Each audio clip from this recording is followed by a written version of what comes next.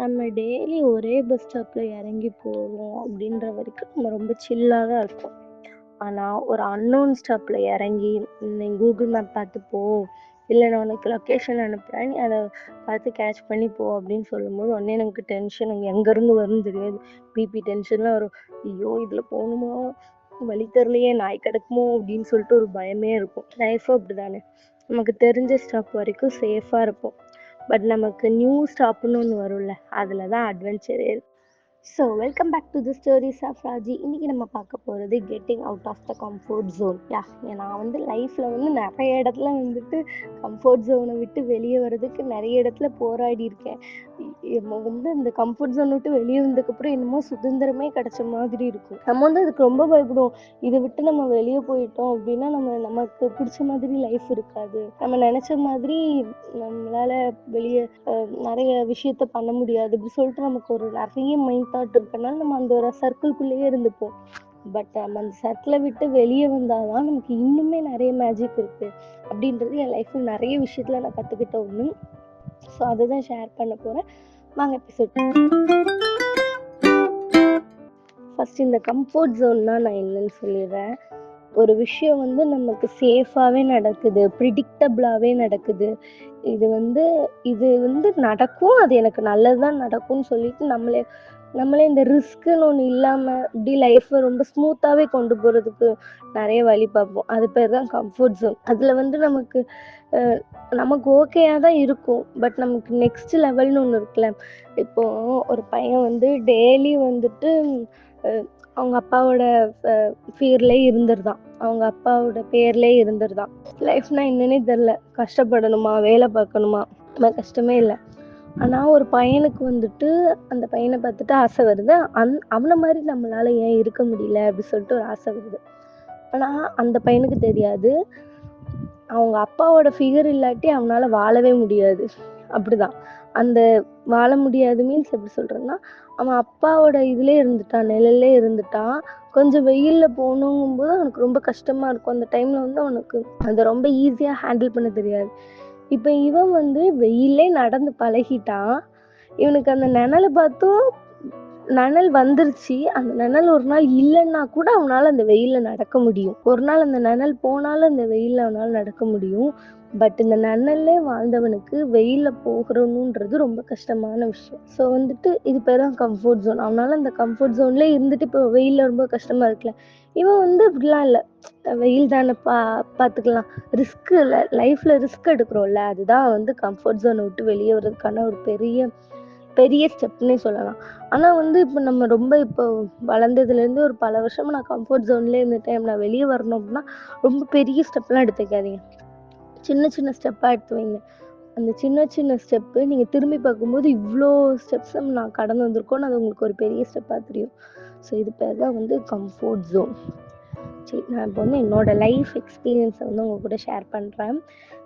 எனக்கு வந்து என்னென்னா, சின்ன வயசுலேருந்தே இந்த லொடலோட வாய் பேசுகிறதுலாம் ரொம்ப பழக்கமாக எல்லாருக்கிட்டையும் போய் ஈஸியாக பேசிடுவேன். நான் ஈஸியாக பேசுகிறதுனால அவங்க வந்து டக்குன்னு வந்துட்டு இந்த முன்னாடி நின்று பேசு, முன்னாடி நின்று இது பண்ணு அப்படிம்பாங்க. நான் வந்து ஒரு 7th படிக்கும்போது என்னமோ கிளாஸ்க்கு வந்து இந்த லீடர் பொசிஷன்லாம் இருக்குல்ல, அதுக்கு வந்து என்னைய நிற்க சொன்னாங்க. அப்போ இன்னொரு பொண்ணு நின்றுச்சு. அப்போ என்னைய வந்து நிற்க சொன்னப்போ நான் ரொம்ப பயந்தேன். ஏன்னா நான் வந்து ஒரு 5 பேர் 6 பேருக்குள்ளே இருக்கும்போது பேசிடுறேன். ஒரு கிளாஸில் ஒரு 50 பேர் நிற்காங்க. இவங்ககிட்ட நம்ம எப்படி பேசுறது? ஏன்னா நம்ம 2 பேர் நிற்காங்கன்னா ஒருத்தவங்க 2 பேர் பேசி இந்த பிரச்சாரம் மாதிரி பண்ணி தான் ஓட்டு வாங்கணும். இப்போ 2 பேர் நிற்கும், நம்ம பேசி அவங்கக்கிட்ட ஓட்டு வாங்கணுமே, நமக்கு இந்த பொசிஷன் வேண்டாம் அப்படின்னு சொல்லிட்டு உட்காந்துட்டேன். இதுதான் என்னோட ஃபஸ்ட் அந்த நான் வந்து இந்த 5 பேர்கிட்ட நல்லா தானே பேசுகிறேன். இப்போ அந்த 50 பேர்கிட்ட பேசும்போது கொஞ்சம் நல்லா தானே பேசணும். அதுதானே நம்ம கம்ஃபர்ட் ஜோனை விட்டு வெளியே வருது. ஸோ அந்த டைமில் நான் அந்த பொசிஷன் வேண்டான்னு உட்காந்துட்டேன். அந்த கம்ஃபர்ட் ஜோனை விட்டு நான் வெளியே வராதனால எனக்கு ஒரு பொசிஷன் போயிடுச்சு. நமக்கு வந்து இது சின்ன பொசிஷனாக இருக்கும், ஆனால் வந்து நம்ம 7th படிக்கும்போது இது பெரிய பொசிஷன், இல்லை லீடர் அப்படின்றது. ஸோ இந்த மாதிரி அந்த பொசிஷன் வந்து விட்டு கொடுத்ததுனால 8th ஸ்டாண்டர்டில் வந்துட்டு இந்த தடவை நிற்கியா இல்லையா அப்படின்னு மேம் ஒரே வச்சாங்க. போன தடவை எனக்கு கம்பல் பண்ணி நிற்க வச்சாங்க, இந்த தடவை நீ எப்படியும் வரமாட்டேன். இது வந்து எப்படி ஆயிரும்னா, ஒரு தடவை நம்ம ஒரு விஷயத்த வேண்டாம் அப்படி சொல்லிட்டோன்னு வச்சுக்கோங்களேன், நெக்ஸ்ட் டைம் நம்ம அவங்கள கேட்கவே மாட்டாங்க. நம்ம வந்து அவங்களா வந்து நம்ம வாலண்டியரா கேட்கணும்னா, நம்ம வந்து அந்த பொசிஷன்ல வந்து நம்ம கரெக்ட்டா ஏதாவது செயல்பட்டுருக்கணும். முதல்ல எடுத்தோனே எனக்கு வேண்டாம், இது பண்ணிட்டோம்னா, அவங்க நம்மகிட்ட வந்து ரிட்டர்ன் கேட்கவே மாட்டாங்க. நம்மளோட அந்த இதுக்கு வந்து வேல்யூவே இருக்காது. ஸோ இது வந்து நான் இதில கத்துக்கிட்டது. நெக்ஸ்ட் டைம் வந்து அவங்க வரியா வரலையா? இதான் ஒரே கேள்வி அப்படின்ட்டாங்க. நான் வந்து ஓகே மேம் நிக்கேன்னு சொல்லிட்டு 50 பேர் முன்னாடி ஃபர்ஸ்ட் டைம் வந்து பேசினேன். 5 பேர் முன்னாடி பேசின ஆளு 50 பேர் முன்னாடி பேசினேன். அதுதான் என்னோட first step out comfort zone. Comfort ஜோனை விட்டு வெளியே வந்து அப்போதான் ரொம்ப திக்கி திணறி ஏதோ எல்லாரும் என்னை போய் சிரிச்சாங்க. நிலா அப்படி பேசுவாங்க, நிலா மலை மேலே இருக்கு அப்படின்னு சொல்லிட்டு பேசின மாதிரி நான் விட்டு விட்டு ஒரு ஒரு வார்த்தையாக பேசினேன். வேர்த்து கை கால்லாம் நடுங்கி நான் நின்றுட்டு அந்த போன இடம் வந்து அவ்வளோ இந்த கால் பதம் வந்து அவ்வளோ ஈரமாக இருந்துச்சு. என்ன இவ்வளோ வேர்க்குது உனக்கு மேம் சொன்னாங்க. அதுக்கப்புறம் நான் 50 பேர் முன்னாடி அசால்ட்டாக பேசுனேன்.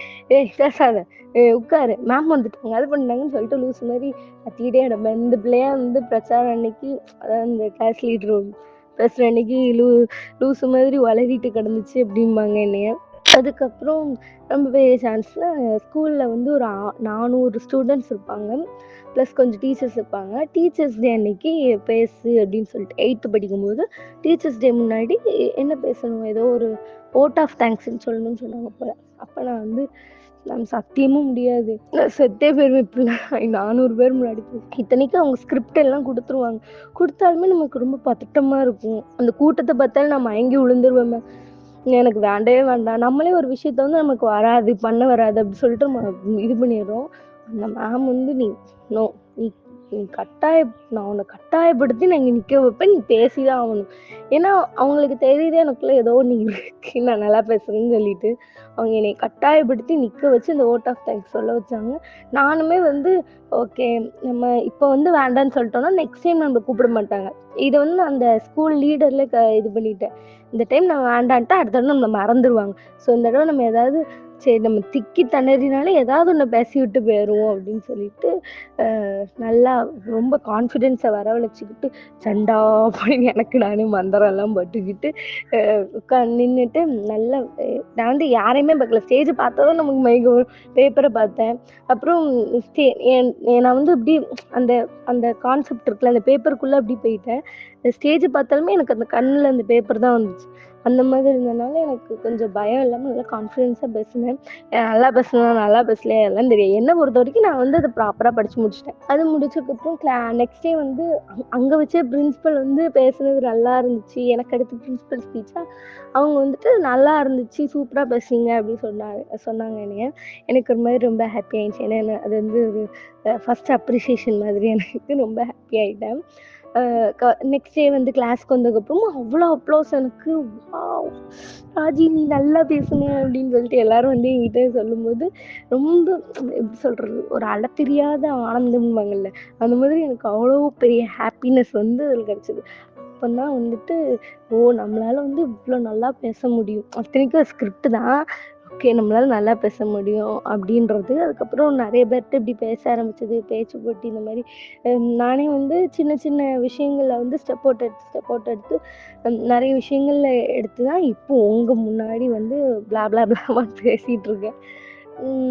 நல்லா இருக்குல்ல இது. ஏன்னா வந்து நான் அந்த டைமில் வந்து டீச்சர் சொன்னப்போ வேண்டாம், லீடர் பொசிஷன் வேண்டான்னு சொன்னாலும் வச்சுக்கோங்களேன், அந்த மேம் என்கிட்ட ரிட்டன் கேட்காம இருந்திருந்தாலும் நெக்ஸ்ட் டைம் என்ன சுத்தமாக கண்டுக்கவே மாட்டாங்க. கேட்டு தான் போகணுன்னு கிடையாது, இருந்தாலும் வந்து நமக்கு வந்து சரி நம்ம அவங்களே கூப்பிடல நம்ம எதுக்கு போனோம் அப்படின்னு ஒரு நமக்குள்ள ஒரு காம்ப்ளெக்ஸ் வந்துடும். ஸோ வந்துட்டு சரி அந்த மேம் என்னை கூப்பிடாட்டி நான் இப்போ உங்கள் முன்னாடி வந்து பேசிக்கவே மாட்டேன், அந்த கம்ஃபர்ட் ஜோன் விட்டு நான் வெளியே வந்திருக்கவே மாட்டேன். இப்படியாப்பட்ட ஒரு பெண் தான் நான். இந்த பாட்காஸ்ட் ஆரம்பிக்கும்போது எனக்கு ஒரு இது இருந்துச்சு. எனக்கு வந்து ஃபர்ஸ்ட் இயர்லேயே வந்து ஒரு அண்ணா சொல்லிட்டாங்க, நீ பாட்காஸ்ட் ஆரம்பி, நல்லா பேசுகிற, நல்லா இது நல்ல நல்ல காமெடியாக பேசுகிறாப்புலன்ட்டு சொன்னாங்க.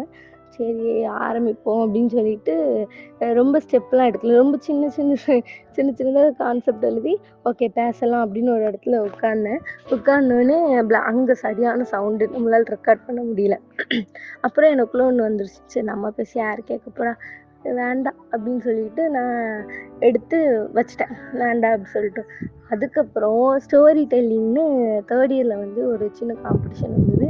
ஸோ அதில் வந்து என்னோட ஒரு ஸ்டோரி டெல்லிங் நான் சொல்லியிருந்தேன். அப்போ எங்கள் சார் வந்து என்னை கூப்பிட்டு நல்லா பேசியிருக்க பாட்காஸ்ட் ஆரம்பி அப்படின்னு சொன்னார். சரி, நம்ம ஒரு தேர்ட் இயர் வந்துட்டோம், இன்னும் பச்சை பிள்ளை மாதிரி பயந்துட்டு நமக்குள்ளேயே நம்ம ஒரு சர்க்கிளை க்ரியேட் பண்ணிட்டு இருக்கக்கூடாது, நம்மளும் நல்லா பேசணும் அப்படின்னு சொல்லிட்டு அப்போவுமே எனக்கு ஒரு தயக்கம் இருந்தது தான். அந்த தயக்கத்தை உடச்சி தான் இப்போ நான் ஒரு பாட்காஸ்ட் ஆரம்பித்து இப்போ என்னோட 4வது எபிசோடுக்கு நான் வாய்ஸ் கொடுத்துட்ருக்கேன். இப்படியாப்பட்ட ஒரு பிள்ளைகிட்ட வந்து கம்ஃபர்ட் ஜோனை பற்றி பேசுனா நான் எப்படி பேசுவேன்? இன்னும் நிறைய பேசலாம். அதுக்கப்புறம் வந்துட்டு வேற என்ன கம்ஃபர்ட் ஜோன் அவுட் இருக்கு. எனக்கு என் ஃப்ரெண்டுக்கு ஒன்று இருக்கு. என்னன்னா, என் ஃப்ரெண்டு வந்து சின்ன வயசுலேருந்தே பஸ்ஸில் போகிறது கிடையாது. அவள் வந்து அம்மா கூட ஒன்று ஸ்கூட்டியில் வருவா, இல்லை அப்பா கூட ஸ்கூட்டியில் வந்து அவரே பிக்கப் பண்ணிட்டு போயிடுவார். அவங்க 2 பேருமே இல்லைன்னா அவங்க அண்ணன் வருவாங்க.